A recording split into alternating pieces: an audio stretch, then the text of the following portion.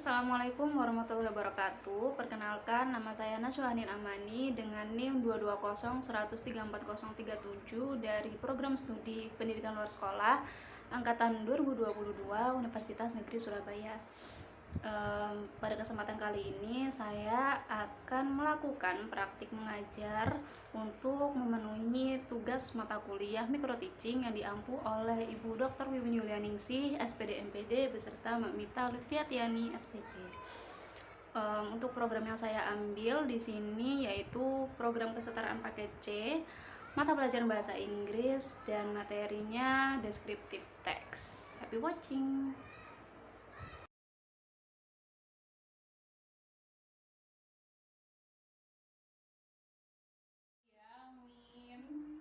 Ini teman-temanmu belum pada datang nih, gimana ini? Ah iya, kurang tahu juga ya, mungkin masih di jalan Kak. Oke. Ya, masuk. Pagi. Pagi. Maaf ya Kak, telat ya Kak. Dari mana aja? Tadi macet di sana. Oh, perbaikan jalan itu ya? Iya. Nih, cuma berdua. Yang dua kemana? Tadi Damara sama Evelyn izin. Oh, gitu. Oke, karena yang datang udah lengkap, mungkin kelasnya aku mulai sekarang ya. Oke. Assalamualaikum warahmatullahi wabarakatuh. Waalaikumsalam warahmatullahi wabarakatuh. Kemarin kita udah bahas tentang simple present tense. Nah, untuk pertemuan kali ini kita masuk ke materi baru. Kemarin udah aku kirim kan modulnya? Sudah. Oke. Apa kemarin judulnya? Descriptive text. Oke. Udah dibaca? Sudah. Sedikit. Oke.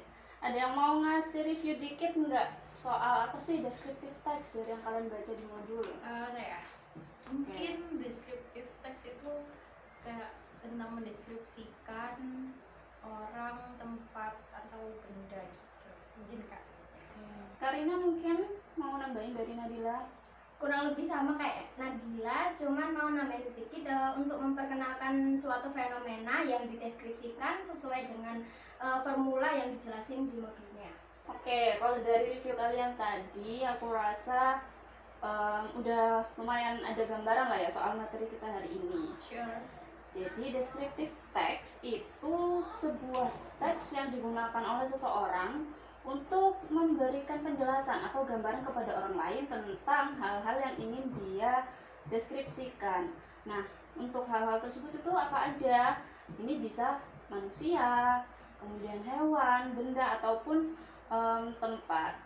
Jadi sesuai dengan namanya deskriptif, ini berisi tentang deskripsi-deskripsi tentang hal tersebut, yang mana itu bertujuan untuk kita memberi pemahaman kepada orang lain sebuah informasi yang sekiranya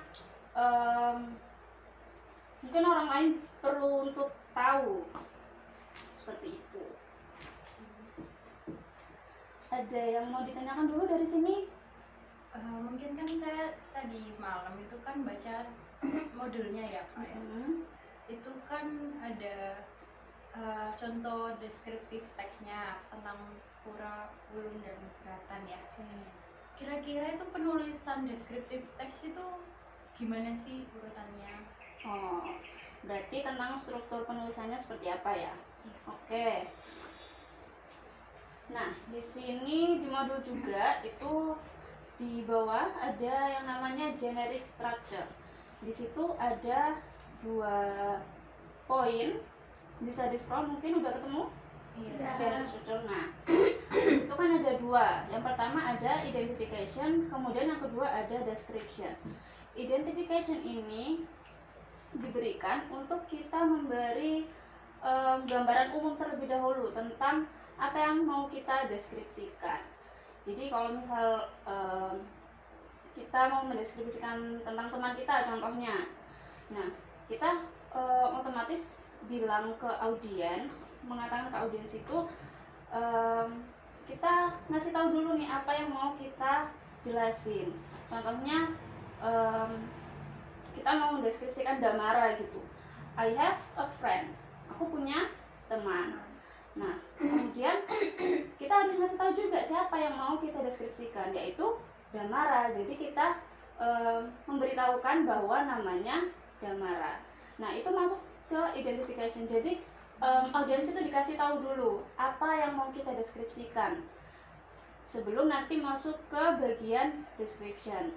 Nah, lebih jauh lagi nanti di description ini kita akan memberi deskripsi atau karakteristik lebih lanjut, bisa berupa ciri-ciri misalnya, itu nanti masuk ke description. Jadi setelah misal audiens sudah tahu kita mau ngasih tahu soal Damara, nah mungkin orang yang nggak pernah Damara pasti bakal mikir dong, Damara itu yang kayak gimana sih orangnya, apakah dia tinggi atau pakai kerudung atau tidak. Nah, itu nanti lebih lanjutnya masuk di bagian description ini. Jadi diingat-ingat kalau untuk descriptive text itu utamakan yang poin pertamanya yaitu identification. Jadi jangan sampai kita mendeskripsikan sesuatu terlebih dahulu tapi orang nggak tahu apa yang sebenarnya dideskripsikan. Jadi harus jelas dulu apa objek yang ingin kita gambarkan di teks deskriptif ini. Oke, thank you ya Kak. Oke, udah paham ya? Ya. Oke, ada lagi nggak yang mau ditanyain? Tentang ini dulu deh. Generic struktur mungkin dari identification, kemudian description. Udah jelas? Jelas, cukup jelas. Oke. Mungkin kita lanjut ke selanjutnya ya, language features. Nah, di sini ada 3 poin penting. Jadi untuk mengidentifikasi descriptive text itu seperti apa itu dari language features ini tadi. Di sini ada 3. Yang pertama specific participan. Di sini apa yang dimaksud dengan specific participan? Jadi descriptive text ini harus jelas. Yang dituju itu terfokus pada satu objek saja.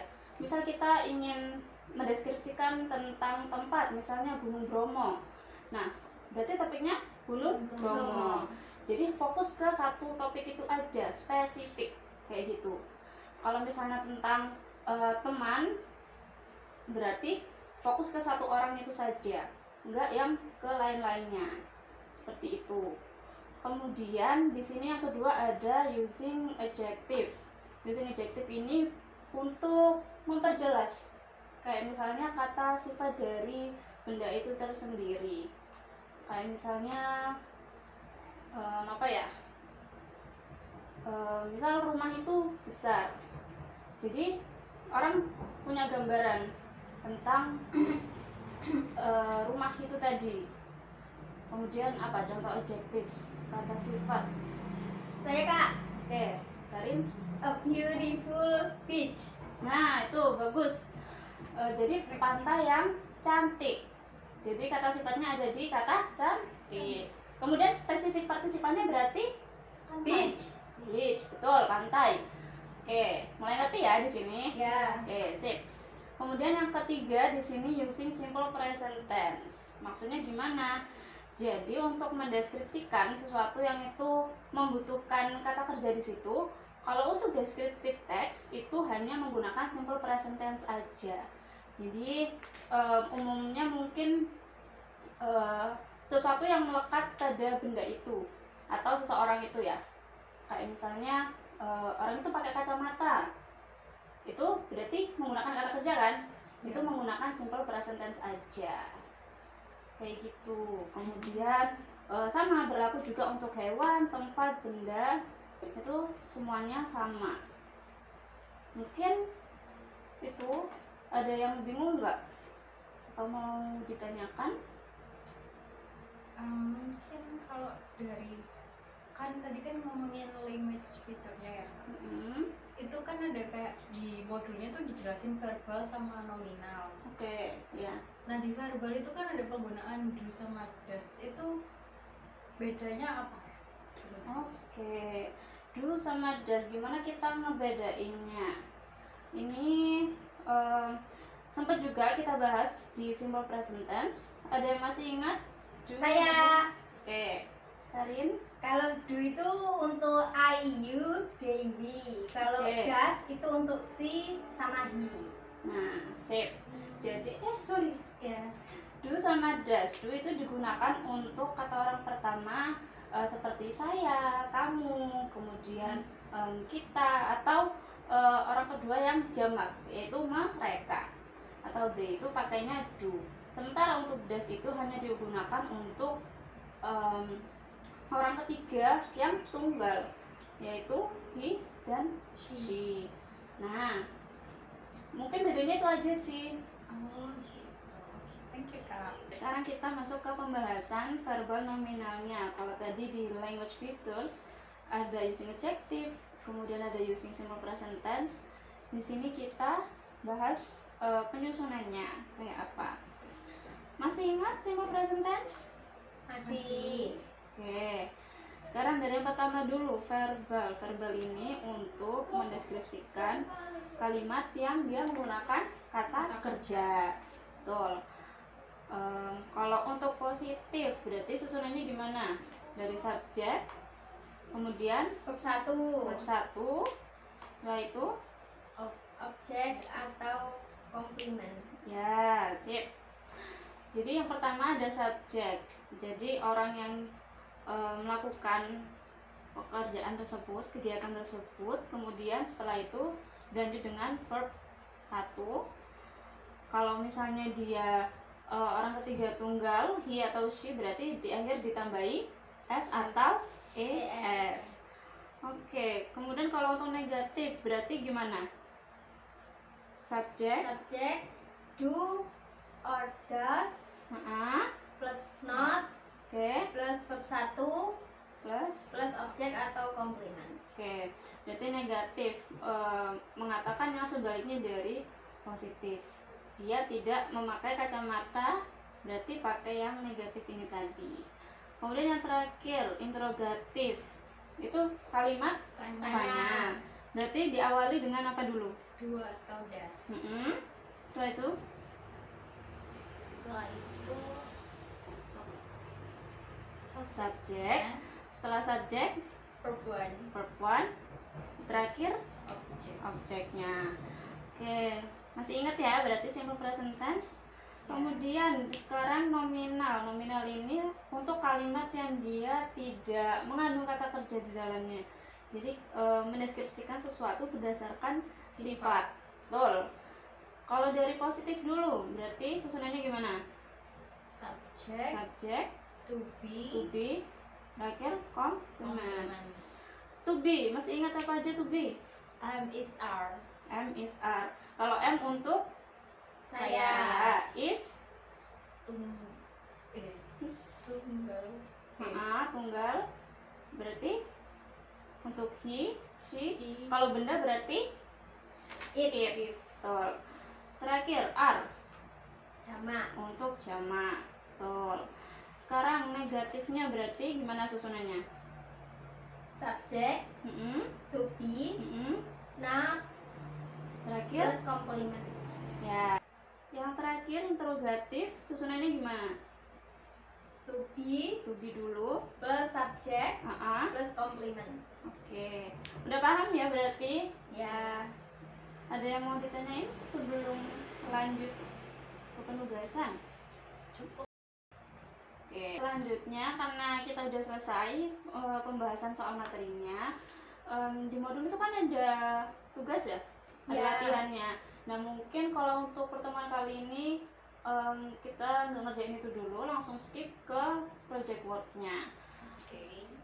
Aku minta kalian coba pikirkan satu tokoh, bebas, boleh yang kalian kenal atau enggak, kayak misal idola atau penyanyi favorit kalian, boleh, bebas. Kemudian kalian bikinkan deskriptif teksnya, kalian tulis, nanti kalau sudah selesai kita review bareng-bareng. Oke. Oke.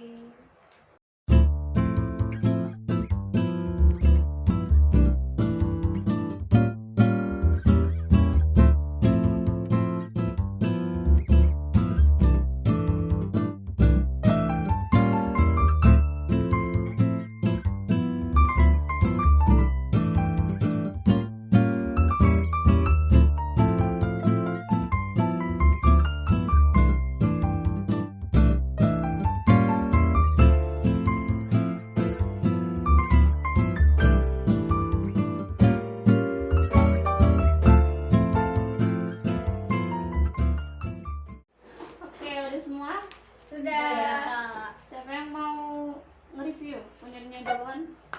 Karin mungkin bisa duluan. Ya. Karin. Oke, aku duluan.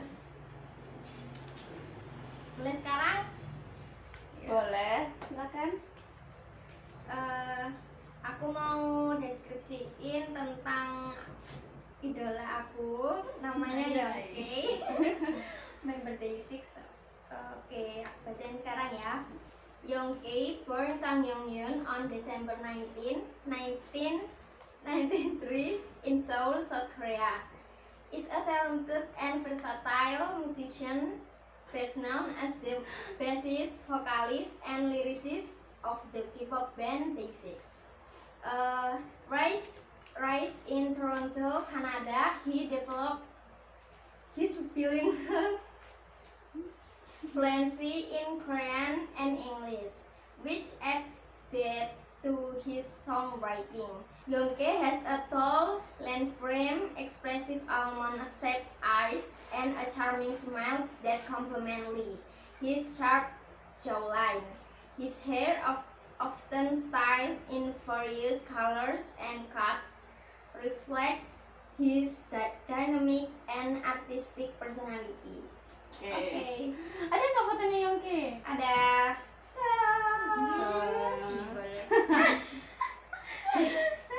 Sibel.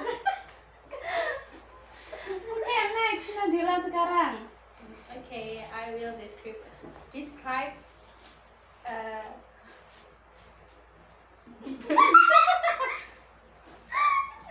langsung ya, Kak. Prabowo Subianto, born on October 17, 1951 in Jakarta, Indonesia, is an Indonesian politician, former military officer, and businessman. Prabowo Subianto is known for his distinctive physical appearance. He has a robust build, standing at approximately 175 centimeters tall. His complexion is typical fair, and he has a strong jawline that adds to his authoritative demeanor. Prabowo's hair is dark and has been seen in various styles over the years. Oke.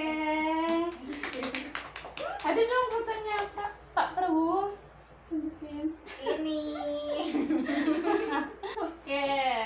Udah keren-keren semua dan kalau tadi aku udah dengerin, aku rasa kalian udah paham gimana deskriptif teks itu, kemudian unsur-unsur kebahasannya gimana, struktur dari teks itu sendiri kayak gimana. Kalian udah menguasai itu. Oke, mungkin pertemuan kali ini cukup sampai sini. Untuk latihan yang ada di modul, kayaknya aku minta kalian kerjakan masing-masing di rumah aja. Nanti tinggal send jawabannya ke aku, boleh lewat WA, boleh email, boleh. Ada yang mau ditanyain sebelum aku akhiri? Cukup sih, Kak. Nggak ada. Oke. Kalau nggak ada, mungkin kita cukupkan sampai di sini dulu pertemuannya. Aku akhiri. Wassalamualaikum warahmatullahi wabarakatuh. Waalaikumsalam warahmatullahi wabarakatuh. Thank you, Kak.